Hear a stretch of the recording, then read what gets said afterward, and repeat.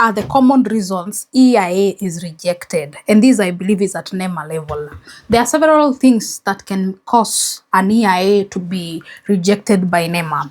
And one big one is if you do not have all the documents required to facilitate the process. So you want to do a story building, you don't have the architectural designs.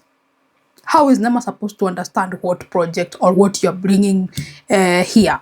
So you have to have documents that support the project that you want to do. So if you lack these documents, then your project may actually be very much delayed until you have them. So kind of it has been rejected or something in that line.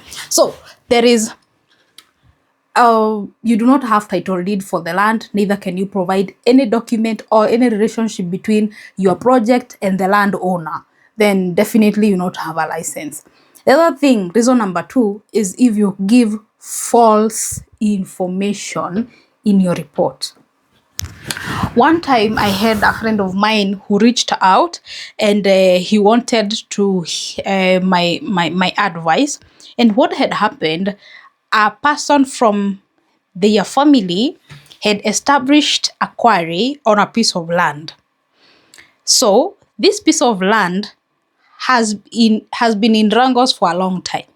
So this person had somehow, I don't know if it was legal, it was valid, or it was a fake title deed, but they had a title deed to prove that that piece of land belonged to them. But actually, there was already a court case that was ongoing regarding that land. So mse aliona hii kesi imekaa sana, I presume, and he somehow got title deed of that piece of land na akaendelea kujenga. I mean kuestablish quarry. Akafanya questionnaires, akafanya EIA na actually akapata mpaka license.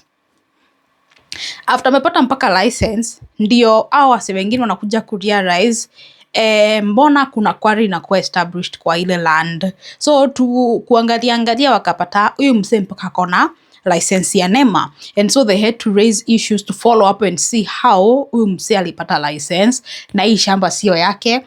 Hii shamba actually iko na kesi. Hii shamba actually imepewa ile yenye unazaenda kwa lands alafu kind of block ufunge hiyo shamba, haiwezi fanywa ene mauzwa. So this group was now trying to follow up to see how this person got the license from NEMA. And of course, NEMA had to do the due diligence, and after everything was said and done, it was realized that this guy mwenye quarry alikuwa amelai. They had given fake title deeds to the client. If they were in conjunction na consultant wake ama how they did it, I do not know. Siwezi mtetea, siwezi sema, I don't know, but somehow the documents were found to be false. Some false information was provided in the report that led to NEMA making a decision to license that quarry, whereas the information was false. And so that license had to be revoked.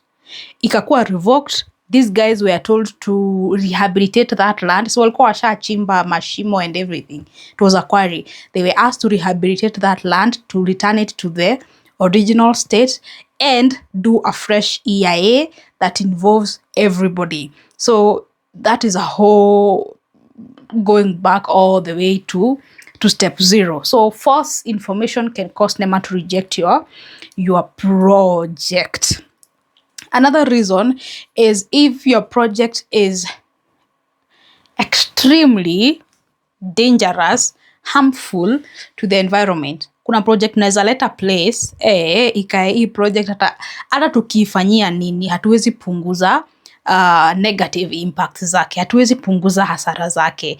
The hasaras it brings to the environment are more than the benefits. So what is the need of bringing in a project, approving a project that is going to cause more harm to the environment than the benefits? When I say harm to the environment, remember environment is everything that is around that project site. The people, the animals, the soils, everything. Environment is human beings involved, the socio-economic aspects involved. So if a project is going to cause more harm than benefits, it is going to be rejected.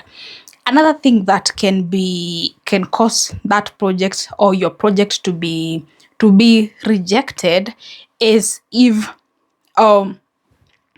it is realized that where you want to establish your project is in a sensitive area. So you wanted to do a hotel somewhere, but where you are doing that hotel, a big hotel, is on some corridor where elephants pass by. Or you saw this project called the Kisumu dump site.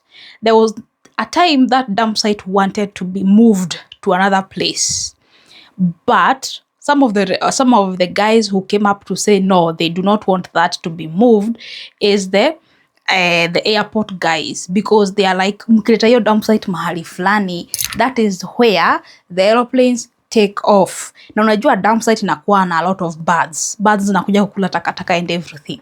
So ndege ikipita na kelele ya ndege, na unajua ndege ndio inapanda, these birds will tend to, due ya noise, they will tend to fly up.